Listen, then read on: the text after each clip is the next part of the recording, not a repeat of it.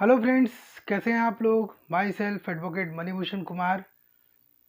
आज हम डिस्कस करने वाले हैं कि क्या तलाक के बाद एलिमनी की जो रकम है वो कैसे और कितने मिलेगी।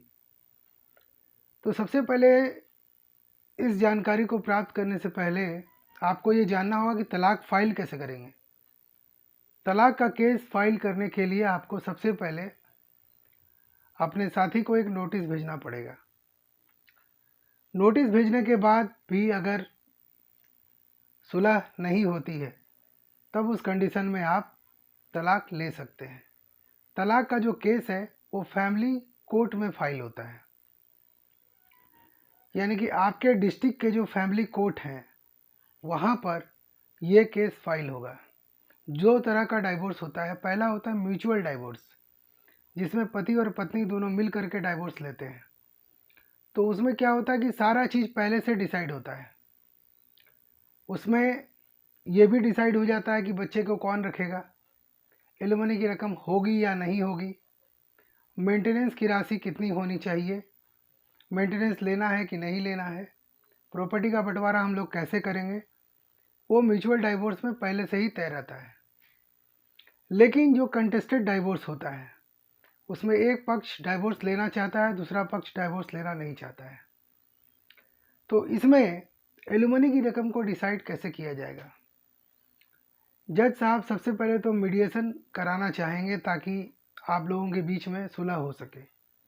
लेकिन अगर सुलह नहीं होती है तब उस कंडीशन में एलिमनी की जो रकम है वो डिसाइड होती है कि आपके पार्टनर का इनकम क्या है, वो कहाँ काम करते हैं, बच्चे किसके पास रहेंगे, पति के पास रहेंगे कि पत्नी के पास रहेंगे, पत्नी का इनकम क्या है, पत्नी का क्वालिफिकेशन क्या है, पत्नी कहाँ काम करती है, क्या पत्नी का किसी व्यक्ति के साथ कोई अफेयर था या है।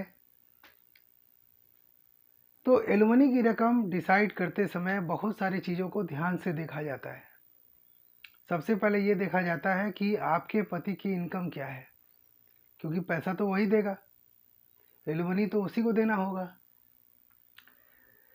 तो एलिमनी की रकम मनमाने ढंग से तय नहीं की जा सकती है, ये कोर्ट तय करता है, कोर्ट का पावर है। कोर्ट जितना भी चाहेगा उतना एलिमनी की रकम तय कर सकता है। लेकिन एलिमनी की रकम को प्राप्त करना इतना आसान भी नहीं है। एक बहुत लंबा प्रोसीजर है डाइवोर्स का, जिसके आधार पे आपको चलकर लास्ट में एलिमनी की रकम जो है मिलती है। तो स्त्री धन के बारे में बात कर लेते हैं। अगर आपको ससुराल पक्ष से कोई एसेट्स मिला है, जैसे मान लीजिए गोल्ड मिला है, सिल्वर मिला है, तो वो लड़की का स्त्री धन हो गया, वो उसी का रहेगा, चाहे तलाक हो या तलाक ना हो। अगर उसके पिता के तरफ से कुछ पैसा मिलता है, फिक्स डिपॉजिट मिलता है, या किसी तरह का कोई ऑर्नामेंट्स मिलता है, कोई एसेट्स मिलता है, लैंड एंड बिल्डिंग मिलता है, कुछ भी मिलता हो, वो स्त्री धन है, उस पर बात कभी नहीं किया जा सकता है।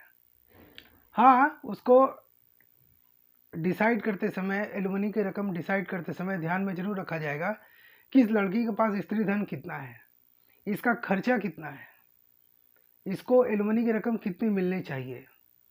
तो बहुत सारी चीज़ें हैं, मैं आपको बताते जाता हूँ। सबसे पहले स्पाउस की प्रॉपर्टी क्या है, मतलब पति और पत्नी दोनों की कोई ज्वाइंट प्रॉपर्टी है। अगर ज्वाइंट प्रॉपर्टी है तो उस पर भी बात होगी। पति पत्नी की जॉब क्या है उस पर भी बात होगी। बच्चे कितने हैं, किसके पास रहेंगे, उस पर भी बात होगी। वाइफ और हस्बैंड का एसेट्स क्या ज्वाइंट है, बैंक बैलेंस ज्वाइंट है, इस पर भी बात होगी। और सारे चीज़ों पे बात होने के बाद कोर्ट ये तय करती है कि एलिमनी की रकम इतनी मिलनी चाहिए। हो सकता है एलिमनी की रकम आपको अच्छी खासी मिल जाए, हो सकता है कम मिले, हो सकता है नहीं भी मिले, क्योंकि बहुत सारी चीज़ों को कोर्ट देखती है। तो सारे कैलकुलेशन करने के बाद कोर्ट डिसाइड कर लेगी कि एलिमनी की रकम जो है कितनी होनी चाहिए। लेकिन एक बात आप याद रखिएगा कि एलिमनी की रकम मिलती है अगर वाइफ का खर्चा बहुत ज़्यादा है, जेन्युइन खर्चा, जैसे मेडिकल एक्सपेंसेस हो गया, बच्चों को अपने साथ वो रख करके पढ़ा रही है, उसके बाद वो रेंट पे रह रही है। तो इस तरह के एक्सपेंसेस अगर आप जेन्युइन तरीके से दिखाएंगे तो कोर्ट आपको एलिमनी की रकम दे देगी। तो सिंपल आपको मैंने बता दिया कि एलिमनी की रकम कब कैसे मिलती है, कितनी मिल सकती है, कौन डिसाइड करेगा। इसी तरह की वीडियो देखने के लिए मेरे चैनल को सब्सक्राइब कीजिए, लाइक कीजिए, ताकि और भी मैं वीडियो बना सकूं। Thank you. जय हिंद, जय भारत।